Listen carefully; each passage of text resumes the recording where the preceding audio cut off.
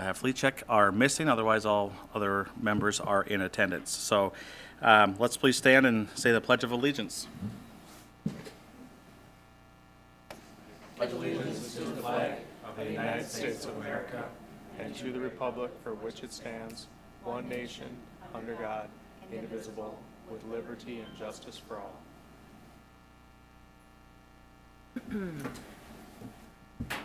Right, I would entertain a motion to approve the agenda. So moved. Second. And first and second, those in favor signify by saying aye. Aye. Those opposed, motion carries 5-0.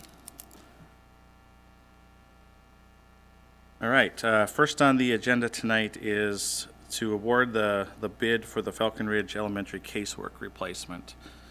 Mr. Most, I think you have some details on that for us.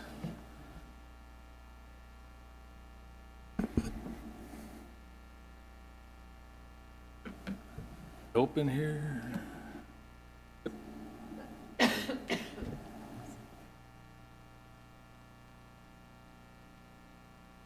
All right.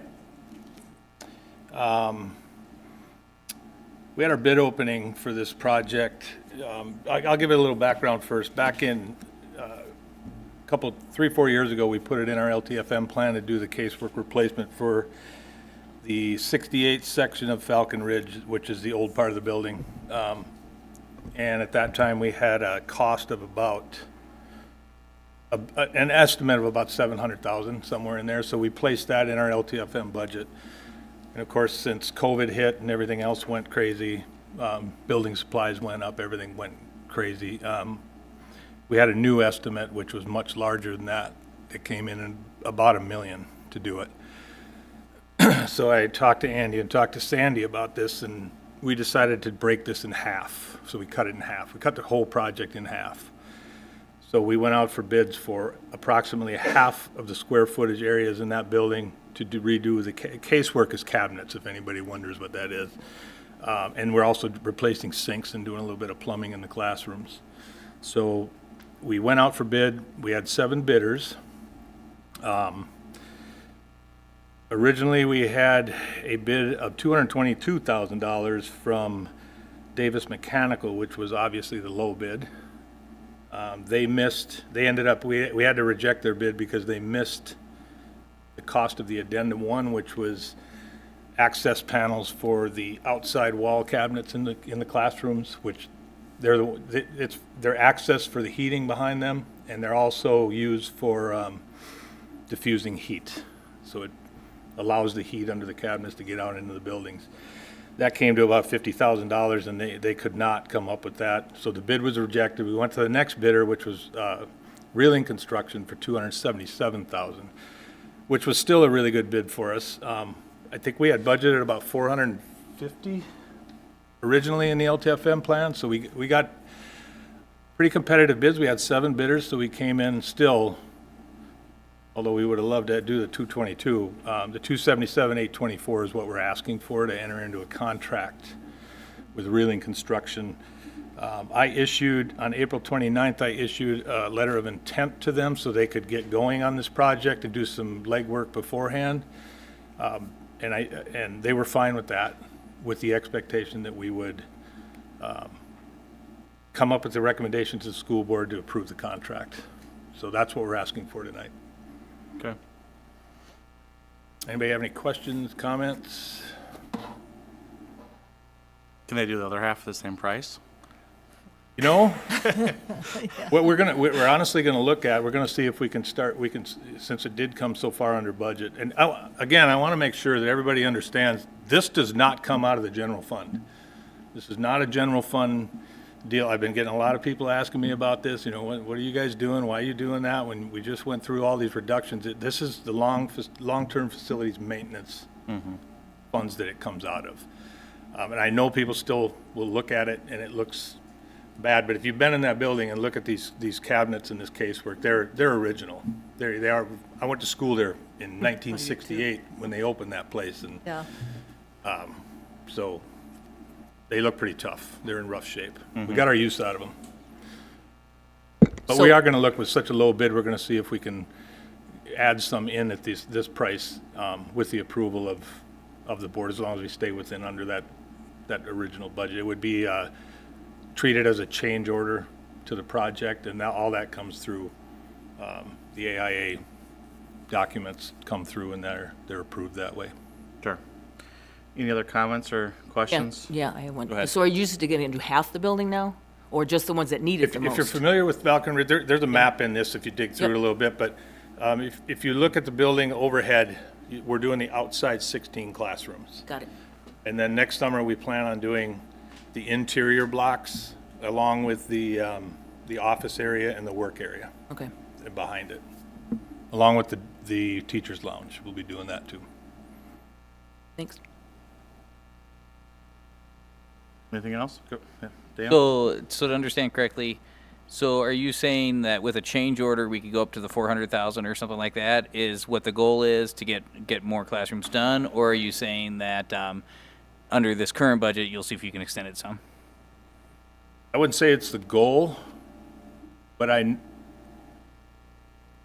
if we can get a couple of them done to knock down, to get it at these prices, because they'll give us for the same square footage or the same area prices as we're doing now, I think it would save us money moving into next year off of that.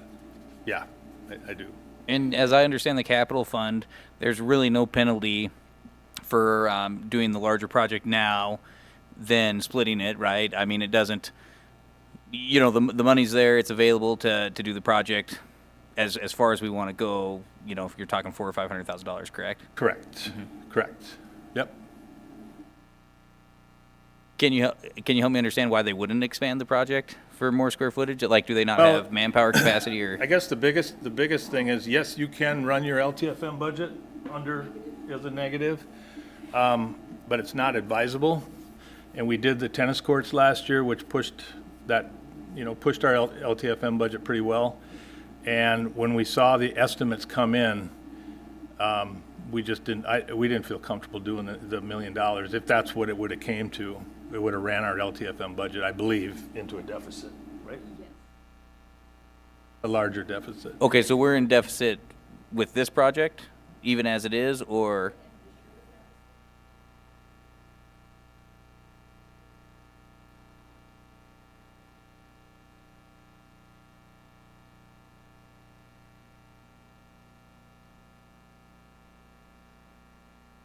Mm-hmm.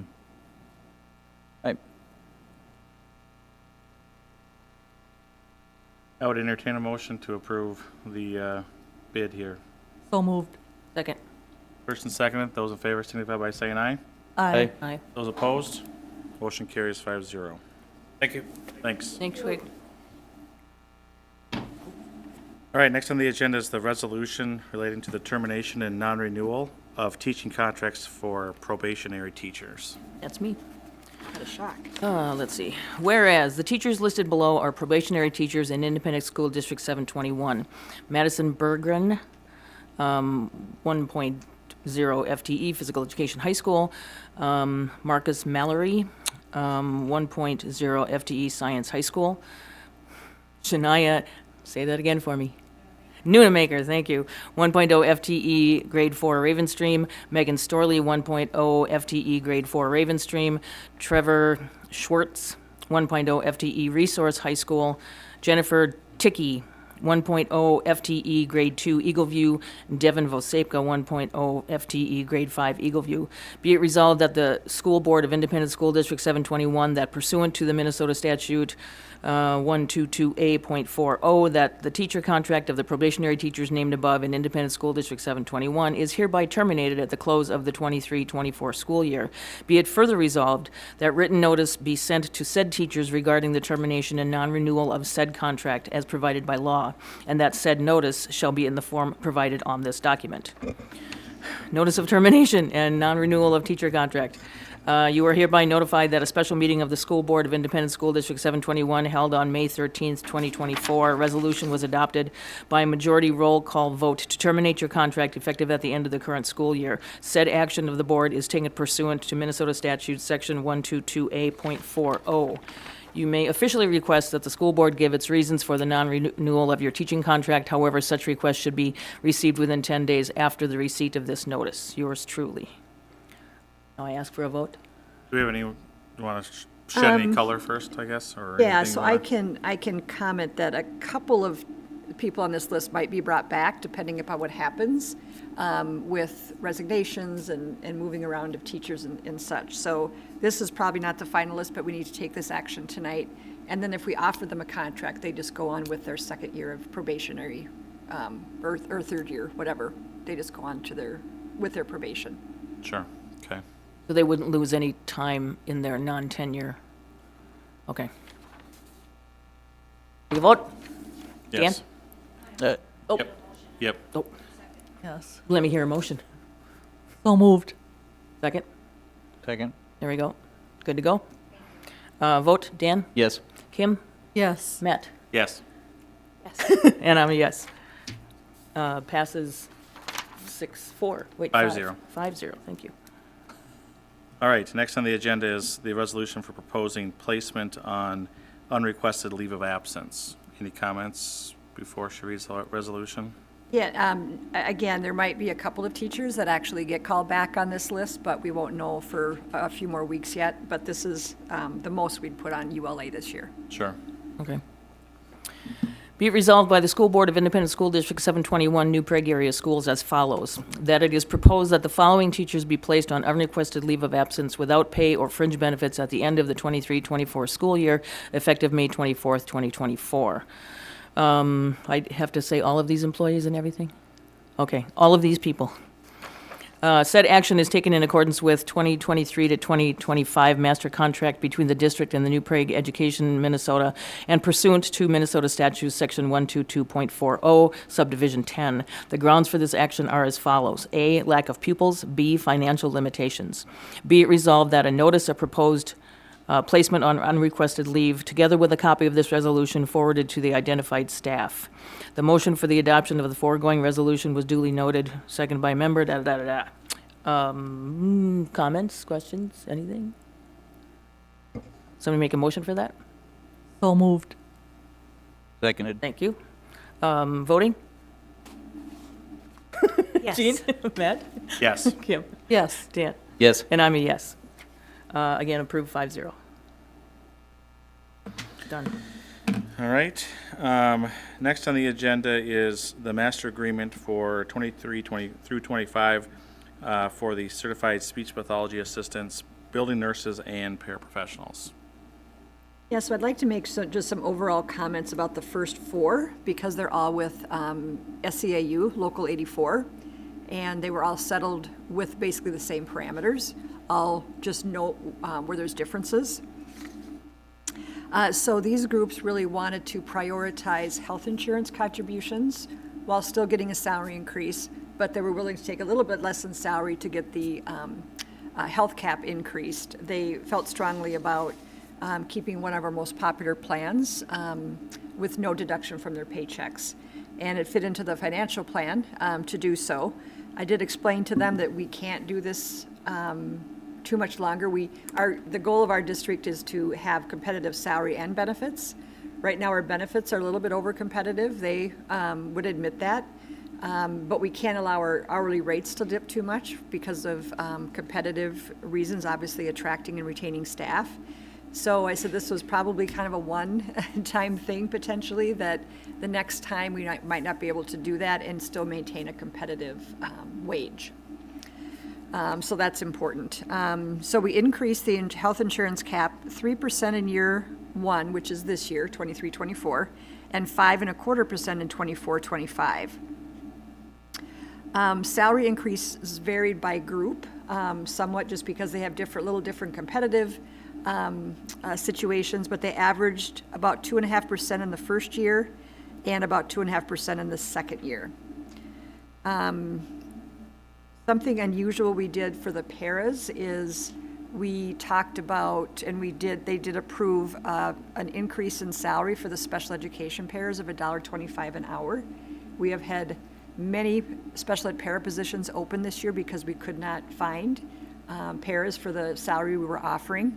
I had proposed this several times, and they were not willing to accept it, but they actually came with a proposal, and we actually increased that proposal just because we wanted to be fair to these people, that the job is a lot harder, and they have to be highly qualified to do the work. So we're very grateful that that got into the contract for this year.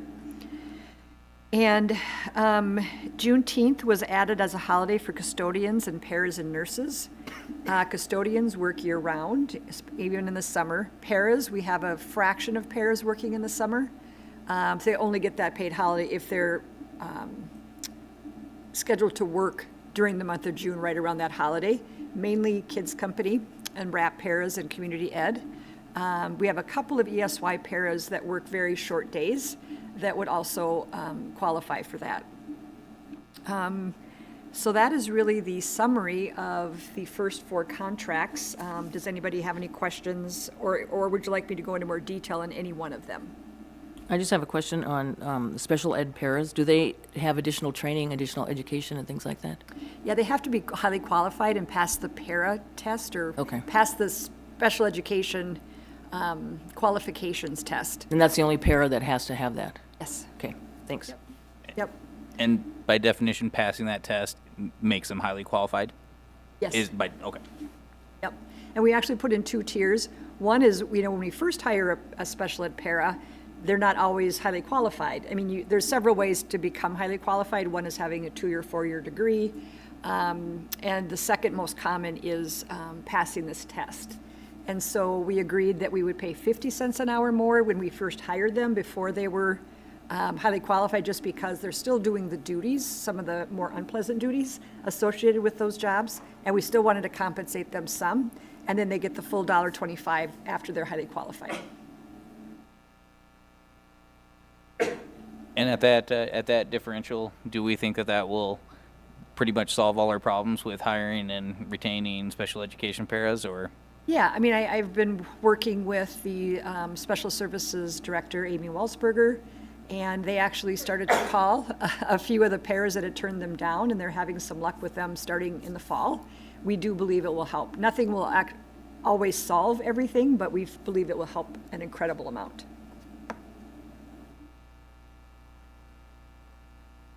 Other questions?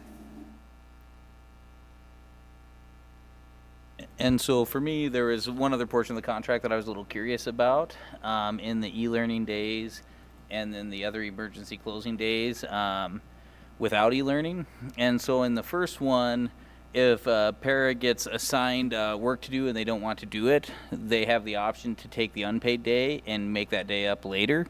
Is that a contractual right to make the day up later if they don't want the duty that they were assigned that day? That is in the current contract, that they can make it up at a later date, and we basically just reformatted the contract language to make it more clear, so that was currently an option, not a change. Even after we've given them an opportunity for work that day, we still allow them to say no and then demand the time back at another time? Yep. Yes. That is an interesting provision. Some people maybe can't just because they might be helping with kids. I mean, there's reasons why they can't potentially work. And because that was a current contract, right in the current contract, they were not interested in letting that go. What would be some of their duties that they would be able to pick up later then, I guess, for an example? Because is it a non-work day that they were able to work then, or how is it? When would they be? Yeah, so they could make it up. Last year, we did have quite a bit of makeup time. And so in transportation, they can clean buses, they can help clean, the bus garage. For paras, they can do, like in kids' company, they come in and wash and sanitize parts of the room, the toys and so forth. And let's see, trying to think of the other groups. I guess those are the groups. Custodians, I mean, in all honesty, not many people made it up. It was, there was a lot to make up, and most of them did not make that up. Like bus drivers, I don't know, I'm not sure that anybody made it up, but it's an offer there for them if they choose. And they don't have to use the personal day first. It's not in an order of hierarchy. They can choose equally from any one of those 4 pieces. Any other questions or comments about And I want to add one other thing for Yeah, that, Dan, yeah. is that sometimes they're not able to make it in and they can't work from home. Some employee groups can work from home and some can't. So sometimes they actually can't make it, depending upon the situation. We never ask an employee to put themselves in danger to make it into work. We basically just give them an option for an unpaid day, essentially, that they have the opportunity to make up later if they wish. They don't have to, so. Yep. And if they have a personal day, they can use that. Also, ESST is a valid use of that. That new earned safe and sick time is a valid use of that. And some groups have vacation that they could take. Okay. Can we do these in one fell swoop, the first four that we discussed, or do we have to do them each individually, do you think?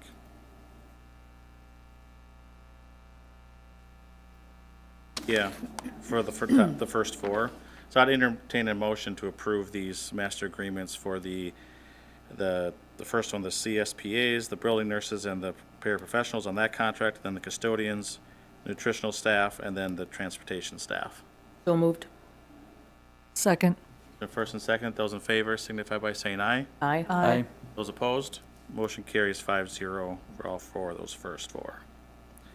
Next would be the master agreement for the Technology Association. Yes, so this is a group that is organized for purposes of collective bargaining with the Bureau of Labor Management. But they're not represented by an outside union, they represent themselves. So we meet with them several times, kind of go back and forth, just like any other group, but there's no union affiliated with them. And this is a group of 5 employees, there's one at each building. And we increased insurance in year 2 by 7.5%. They have the same structure as teachers have for their insurance, where they get neither single nor family fully covered. The other groups, the non-licensed groups, typically have a single fully covered. And so I treat them for insurance purposes like I would the teachers, and that's what the teachers received, was 7.5% in year 2. Salary increases average slightly over 2% in year 1 and 2.5% in year 2.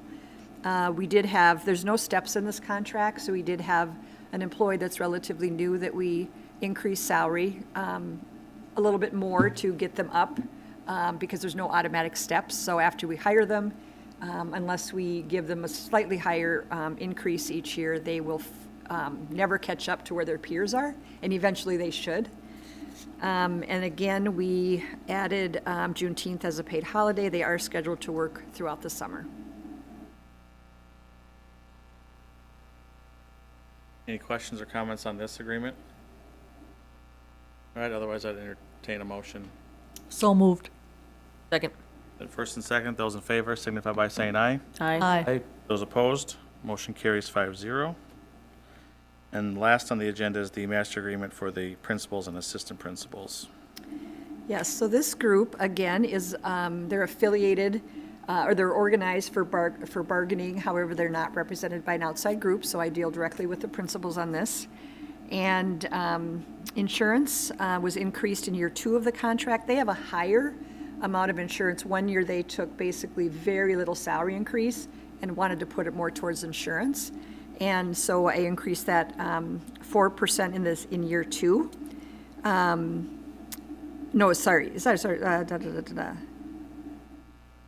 Insurance was increased in year 2. I don't have down what I actually gave them. I think it was 6%. But I'm not 100% certain about that. I'd have to check on that. It was less than the teachers got, again, because they have a higher rate than the teachers, so they can get basically single for fully paid single. They received no pay increase for fiscal year 23-24 as part of the budget reductions, and we gave a 4% increase in year 2. A couple of principals received a slightly higher increase again, just because of the same issue that I talked about for the techs. They have longevity, but they don't have annual steps. And the longevity doesn't start till the 4th year, so we try to close that gap between senior principals and less senior principals. And Juneteenth was added as a holiday, and duty days were decreased by 5.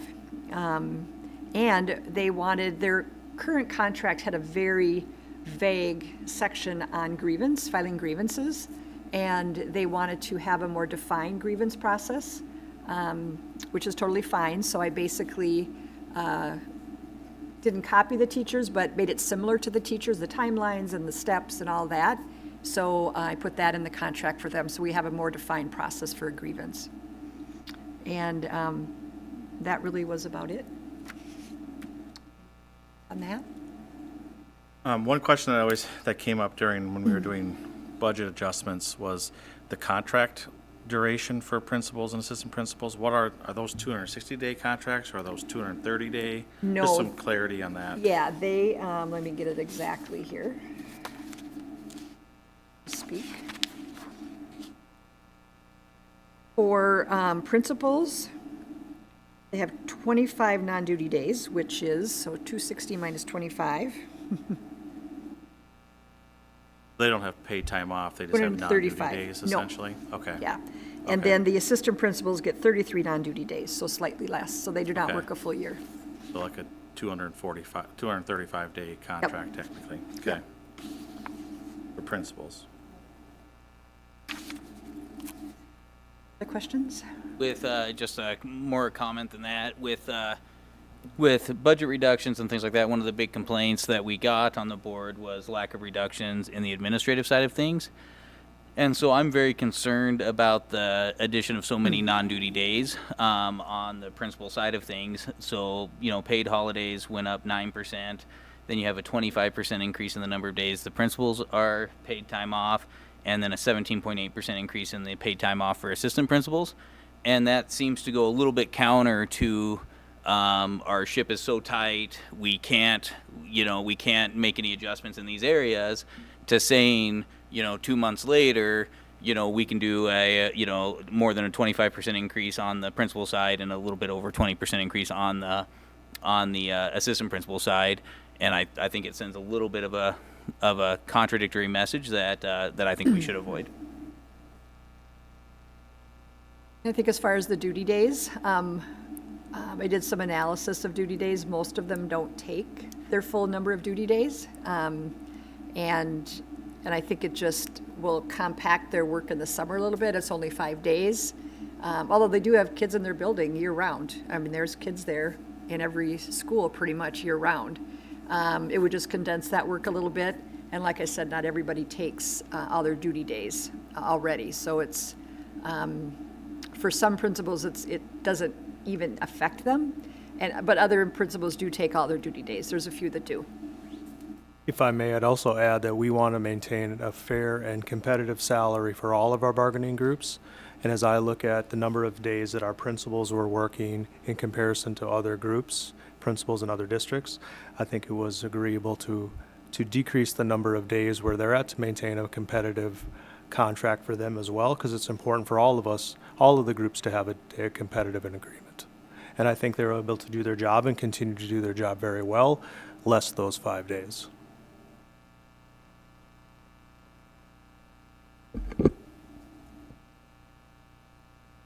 Any additional comments or questions? Otherwise, I'd entertain a motion to approve the contract. So moved. Second. Been first and seconded. Those in favor signify by saying aye. Aye. Aye. Those opposed? Nay. Motion carries 4-1. Thank you. Thanks, Sandy. All right, I would entertain a motion to adjourn this meeting and go into our work session. So moved. Second. Been first and second. Those in favor signify by saying aye. Aye. Aye. Aye. Those opposed? Motion carries 5-0.